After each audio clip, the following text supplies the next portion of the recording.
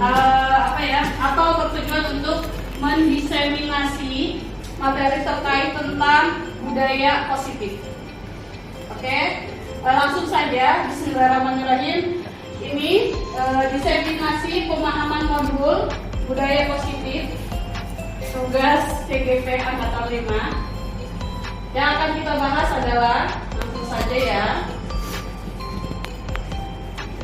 Yang akan kita bahas di sini adalah disiplin positif dan nilai-nilai kebajikan universal, teori motivasi, hukuman dan penghargaan, restitusi, keyakinan kelas, kebutuhan dasar manusia dan dunia berkualitas, restitusi 5 posisi kontrol kita sebagai pendidik, dan segitiga restitusi. Oke, sebelum kita langsung ke materinya, coba lakukan seperti ini. Ada kegiatan kepalan tangan. Kegiatan kepalan tangan. Ada 2 anak, ada A dan B, atau bisa dianggap Anda dengan teman Anda. Sobeklah secari kertas. Kemudian tuliskan benda atau sesuatu yang sangat berharga untuk Anda. Letakkan di salah satu tangan Anda dan genggam benda atau sesuatu tersebut dengan segala daya. Buatlah sebuah kepalan. Sedangkan rekan Anda atau teman Anda akan mencoba dengan sekuat tenaga dengan berbagai cara untuk meminta Anda memberikan benda tersebut. Nah, si B ini bisa membujuk, mengancam, menghardik, melayu, menyuap, apa saja agar kepalan tadi dibuka. Ya, jadi intinya seperti ini, ibu-ibu. Kita menuliskan sesuatu. Anggaplah kita menuliskan sesuatu. Sesuatu itu sangat berharga untuk kita. Kita kepali tangan kita, ada rekan kita ingin membukanya.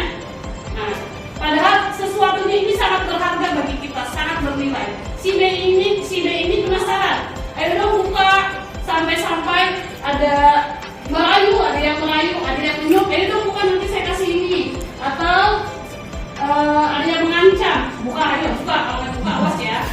Apa yang akan ibu lakukan?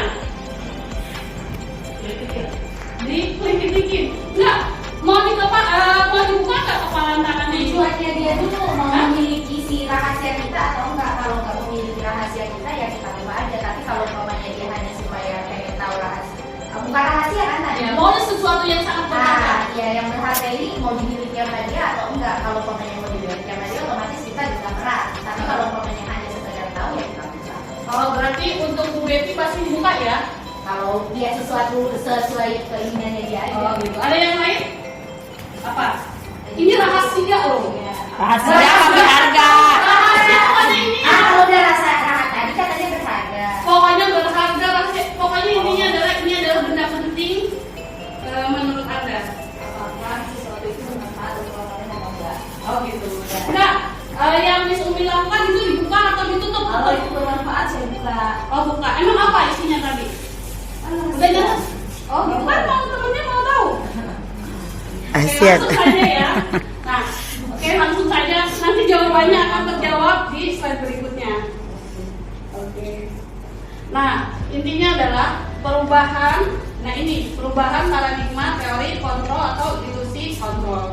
Ilusi guru itu tugasnya adalah mengontrol murid, ya. Ilusi bahwa kritik dan membuat orang merasa bersalah dapat menguatkan karakter. Ilusi bahwa semua penguatan positif, efektif dan bermanfaat. Terakhir adalah ilusi bahwa orang dewasa memiliki hak untuk memaksa. Oke, ini ada perubahan paradigma antara stimulus respon atau teori kontrol. Siapa sesungguhnya yang memiliki kontrol?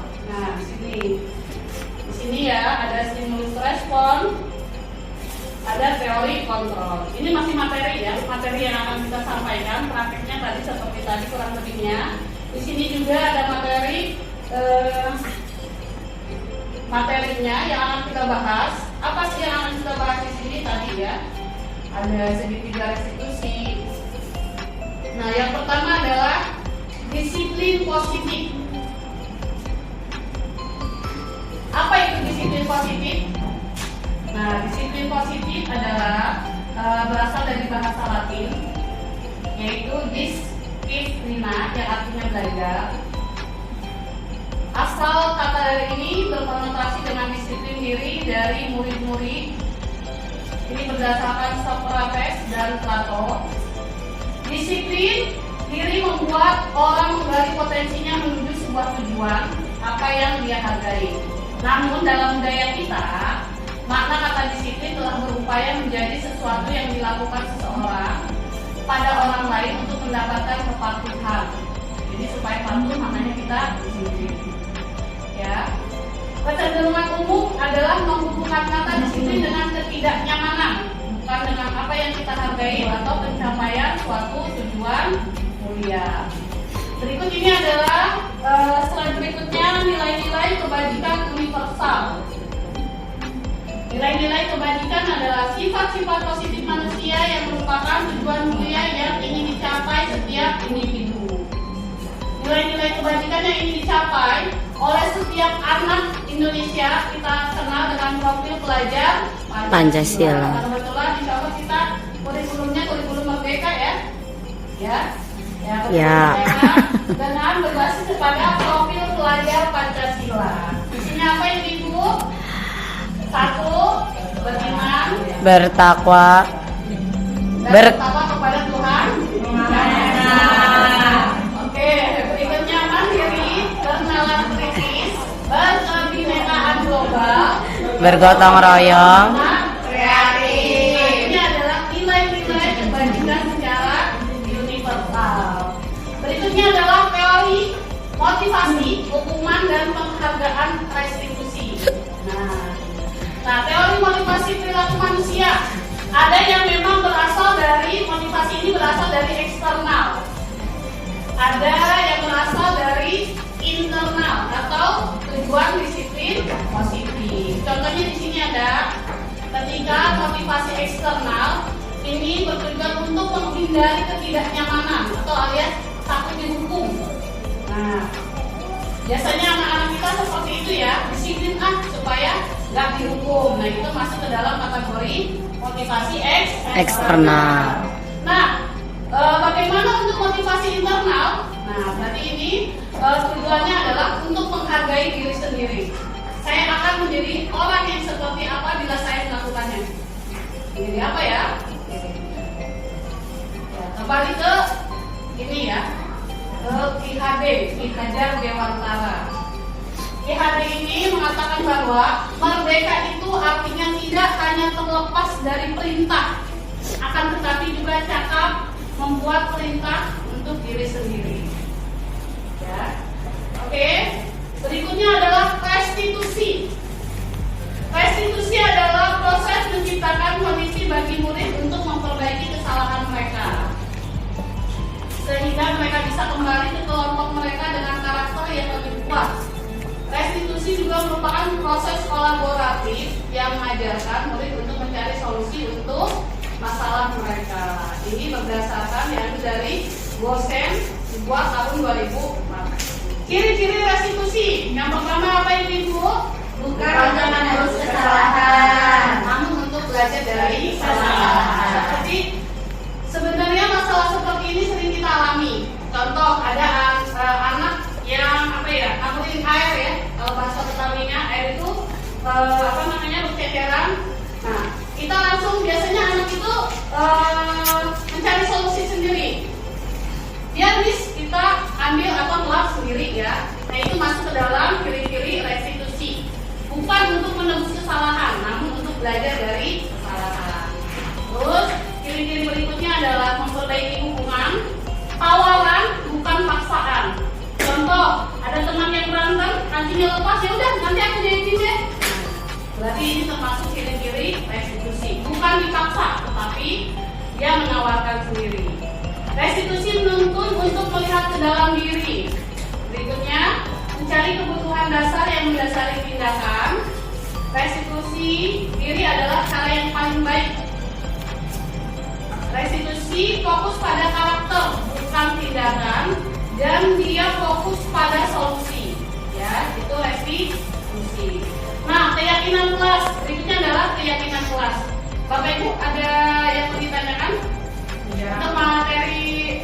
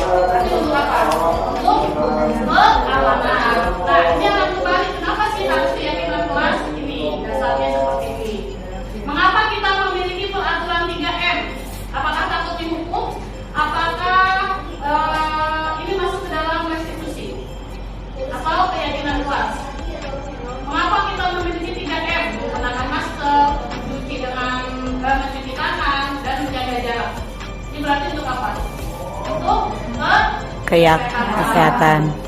Berikutnya adalah mengapa kita memiliki peraturan harus datang tepat waktu? Takut dihukum kan? Bukan ya, karena kita ingin disiplin. Hubungan antara budaya positif, budaya positif di dalam itu ada setelah kita melakukan budaya positif, maka lingkungan akan positif. Nah, lingkungan positif itu ditunjang oleh keyakinan kelas. Ada keyakinan kelas yang di dalamnya ada peraturan kelas. Oke, coba antara kiri sama kanan. Ini ada kesepakatan kelas sebelum kita masuk. Biasanya di tahun ajaran baru kita masuk ke kelas, kita membuat kesepakatan kelas. Betul nggak Ibu? Betul. Ini datang tepat waktu mengucapkan salam. Ada ya? Ini adalah kesepakatan kelas yang kita buat bersama anak-anak kita. Betul sekali. Oke. Next, kita lewat saja. Nah, kembali tadi ke peraturan sama keyakinan. Mungkin kita biasanya kembalikan buku ke tempatnya. Dalam keyakinan kelas kita bisa cukup murid kita untuk bertanggung jawab atau dilarang mengganggu orang lain. Berarti kita buat keyakinan kelasnya yaitu menghormati orang lain. Hadir di sekolah 15 menit sebelum pembelajaran dimulai. Ini biasanya di peraturan kelas. Dalam keyakinan kelas kita menghormati orang lain dan berkomitmen. Itu ya, kurang lebihnya seperti itu ya Bapak Ibu ya, bisa dibaca. Ini masih. Nah, ada berikutnya adalah perubahan pada modul 1.4 nih. Itu apa? Pengaruh jangka pendek dan jangka panjang dengan materi penghargaan menghukum, penghargaan mengurangi kesempatan, penghargaan tidak efektif, penghargaan merusak hubungan. Ada materi di sini dihukum oleh penghargaan. Biasa kita lakukan Ibu? Iya. Apa itu? Biasanya di kelas kita itu ada yang namanya reward. Apa kekuatan reward, Ibu? Bisa mendisiplinkan anak ya? Ya. Tapi ada tapinya ya. Pada saat pemberian reward itu memang disiplin, tapi motivasinya itu berasal dari eksternal ya, bukan dari diri, tetapi dari luar. Nah, bagaimana ketika kita nggak masuk, misalkan Ibu Meta yang memberikan bintang bagi anak yang tertib sholatnya. Ketika Ibu Meta nggak masuk, digantikan oleh Ibu Tia. Ibu Tia nggak mau. Nah, ternyata pada saat Bu Tia yang mendampingi sholat itu aur-auran, alias tidak tertib ya. Nah itulah salah satu kendalanya. Ya, aur-auran dalam artian itu tidak tertib ya. Nah, itu adalah tadi ya. Apa bagian? Apa Bapak Ibu? Dihukum karena penghargaan. Sebenarnya dengan memberikan reward sebenarnya itu bukan solusi yang terbaik ya bagi kita. Karena kenapa?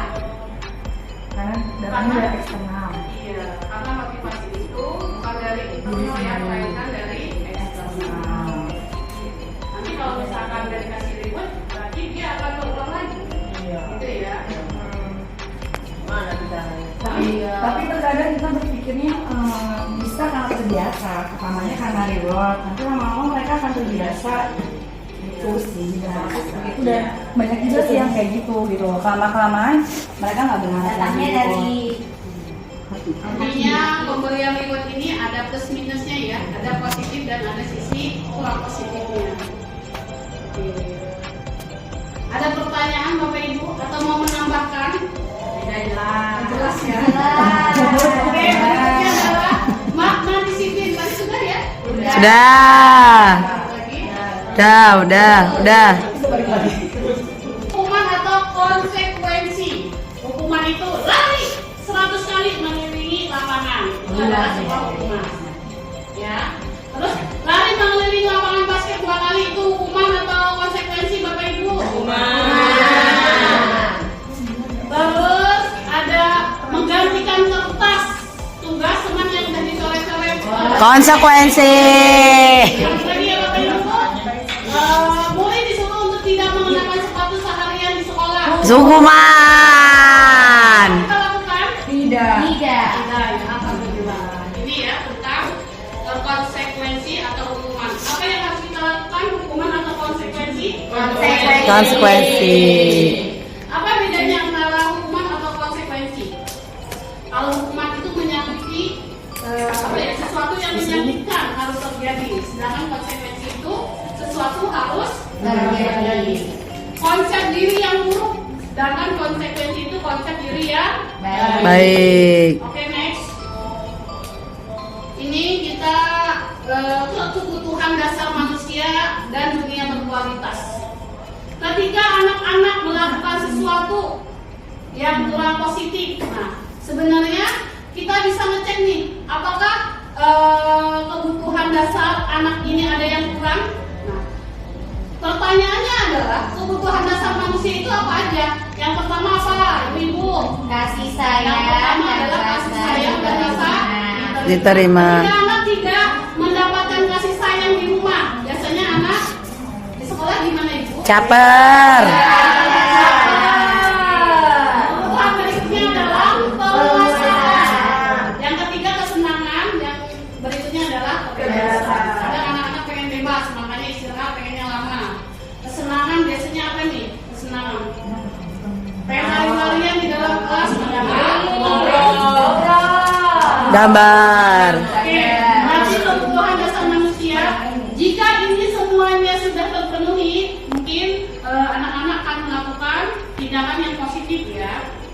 Oke, berikutnya adalah posisi kontrol. Nah, kita ada yang berada di posisi yang mana Bapak Ibu nih sebagai pendidik? Apa di penghukum? Apa di pembuat orang merasa bersalah? Teman, pemantau atau manajer? Kalau penghukum yang seperti apa Bapak Ibu? Yaitu menghardik, menunjuk-nunjuk, menyakiti, menyindir. Ya. Kalau membuat orang merasa bersalah, kamu nurut dong, gitu ya. Kadang. Berceramah mengatakan, seharusnya tuh kamu begini ya, itu kecewa sama kamu. Nah, itu berarti membuat orang Sekali-kali.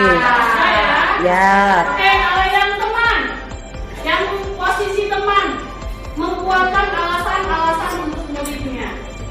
Terus, ayolah lakukan ini demi disiplin, supaya disiplinnya akan dihukum sama Miss Tia, misalnya. Itu adalah posisi Teman. Jadi, posisi kontrol kita berada di posisi teman. Ya. Yang paling buruk ini Bapak Ibu posisi menghukum sama membuat orang merasa bersalah. Ya. Oke, dampaknya kenapa? Ini akan mengulangi kesalahan lagi dan mereka merasa rendah diri gitu, seolah-olah kita paling rendah, ya. Berikutnya ada posisi tadi teman sudah pemantau. Pemantau ini yang begitu mengukur apa peraturannya, menyesuaikan diri bila diawasi ya. Oke, yang ini di posisi ini apa ya? Mengharapkan imbalan atau ketergantungan pada orang lain. Oke, di posisi manajer. Ya. Oke, di posisi manajer. Nah, manajer ini tingkatan yang sangat tinggi ya untuk kita seorang pendidik, yaitu menghargai diri sendiri. Pertama, jika anak melakukan kesalahan atau melakukan tindakan-tindakan yang kurang positif, jika kita di posisi manajer, kita nggak langsung ngapain sih kamu? Nah, kita nanya dulu, mengajukan pertanyaan-pertanyaan. Kamu kenapa berantem? Kamu kenapa ngambil ini? Kamu kenapa nyobekin buku temannya? Kita mengajukan pertanyaan dulu. Terus apa yang kita yakini, apa yang bisa kau kerjakan untuk memperbaiki masalah ini? Jadi kita memberikan solusi kepada murid kita yang melakukan kesalahan tadi. Ya. Terus menguatkan pribadi dengan keyakinan kelas. Nah itu melanggar keyakinan kelas yang kita buat enggak gitu. Ya, itu posisi di manajer. Dan diharapkan di posisi manajer ini kita semua di posisi manajer karena dampaknya pada murid itu dapat mengevaluasi diri, bagaimana cara memperbaiki dirinya sendiri. Nah ini akan timbul motivasi di dalam diri sendiri atau motivasi intrinsik tadi. Oke, sampai situ aja Bapak Ibu. Ada yang mau ditanya atau mau ditambahkan? Tidak. Tidak. Jelas. Oke, yang terakhir, tinggal satu lagi Bapak Ibu. Ibu-ibu segitiga restitusi. Nah, dalam segitiga restitusi ini adalah langkah-langkah kita dalam mengambil seperti tadi ya, menindaklanjuti ketika ada anak kita yang melakukan kesalahan. Yang pertama adalah yang kita lakukan menstabilkan identitas. Maka misalkan ada anak yang berantem, kenapa kamu berantem? Kita tanya penyebabnya. Berikutnya adalah validasi kebutuhan. Emang kenapa sih gitu? Kamu butuh bukunya kok sampai berantem. Yang ketiga adalah menanyakan keyakinan. Ini adalah segitiga restitusi. Jadi segitiga ini cukup ya? Ada pertanyaan? Ya. Jadi yang pertama bertanya dulu ya, jangan langsung ngejudge ya. Iya. Apalagi kita langsung marah-marah atau menghukum. Iya. Ketika anak dia datang terlambat, kita menghukum dengan catat istighfar 100 kali. Itu Kalau masuk membaca, nggak? Nah itu masuk nggak kalau gitu? kalau diulangin lagi ibu gimana? Nah itu makanya. Apakah itu sebuah solusi untuk kita? Ada kesalahannya terlambat. Kenapa suruh perintah nulis saya terlambat, manfaatnya apa? Jadi hukumannya itu nyambung ke anaknya untuk apa gitu loh? Biar dia Tidak, kalau tidak capek nulis kan? Capek dia nulis. Tapi kan apakah ada korelasi? Ada hubungan nggak dia terlambat dengan mencatat itu gitu? Ya itu dia Supaya jadi tulisannya kapok. bagus. Hah? Jadi kapok. Besok kamu telat lagi, kalau telat pasti akan nulis. Oh berarti itu masuk ke dalam posisi kontrol kita, masuk ke dalam apa? Penghukum. Iya. Penghukum. Nah kalau penghukum biasanya anak itu sering melakukan lagi dan lagi. Kira-kira solusinya Jadi apa? Harusnya apa yang berkorelasi? Komunikasi dalam orang tuanya. Apa langkah pertamanya kenapa kamu terlambat? Kita melakukan apa tadi? Menstabilkan identitas dulu. Barangkali tiba-tiba di tengah jalan motornya mogok. Oh. Bisa ya seperti itu ya? Bisa. Jangan langsung menghukum Bapak Ibu. Oh iya sih, itu udah pasti tanyain harusnya. Kalau misalnya besoknya kayak gitu lagi kalau nggak dia ngomongnya. Kalau dikasih hukuman itu kalau dia sudah berulang-ulang melakukan kesalahan terlambatnya gitu. Yang sama. Tapi kalau baru sekali, pasti kita tanyain dulu nih sama orang tuanya, sama anaknya juga kan kenapa kita terlambat, alasannya apa. Tapi kalau selalu berulang-ulang dilakukan, nah pasti kan harus ada sanksinya, harus ada hukumannya. Tapi selain nanti penghukum, kita masuk ke dalam membuat orang merasa bersalah. Nah ini efeknya. Waduh, nggak ningkat-ningkat ya. Efeknya akan mengulangi kesalahan dan merasa rendah hati. Sedangkan ini harus kita hindari Bapak Ibu. Oh, berarti kalau mau masuknya gimana dong? Nah, Di sini. Coba kalau biar diposisikan itu bukan di posisi yang salah itu kepada si guru, bagaimana kita supaya memposisikan si anak loh yang salah? akan ini. Nah, itu tadi identitas diri akan kembali kepada keyakinan kelas. Makanya kita solusinya membuat keyakinan kelas yang mereka buat sendiri dengan kesepakatan kelas. Nah, Intuisinya itu kesepakatan kelas, peraturan kelas. Atau kesepakatan kelas. bukan keyakinan kelas. Keyakinan kelas. Oh ya, keyakinan. Lupa keyakinan kelas. Keyakinan kelas kan itu lebih ke kepala kelas Kak. Nah ini kan individunya ini. Ya, tetap kita kembali ke keyakinan kelas. Di sini jadi kalau mau ngasih hukuman tuh yang ngasih hubungan. Misalnya Iya, kalau ada siapa korelasi. yang membaca istighfar biar dimaafkan oleh Nah, ketika kita Allah. melakukan kita bohong, nah mungkin ada hubungannya antara bohong sama dosa, makanya banyak istighfar. Iya. Ketika datang terlambat, kita tadi apa? Stabilkan dulu, menstabilkan identitas Iya. dengan bertanya, Iya. terus validasi kebutuhan. Nah, anak ini ternyata apa sih? Apa yang kebutuhan dasar apa yang belum dia terpenuhi biasanya? Iya. Dan berikutnya kita akan menanyakan ke keyakinan kelasnya, apakah sudah sesuai atau belum. Oke, cukup Bapak Ibu, ada yang mau ditanyakan? Tidak jelas.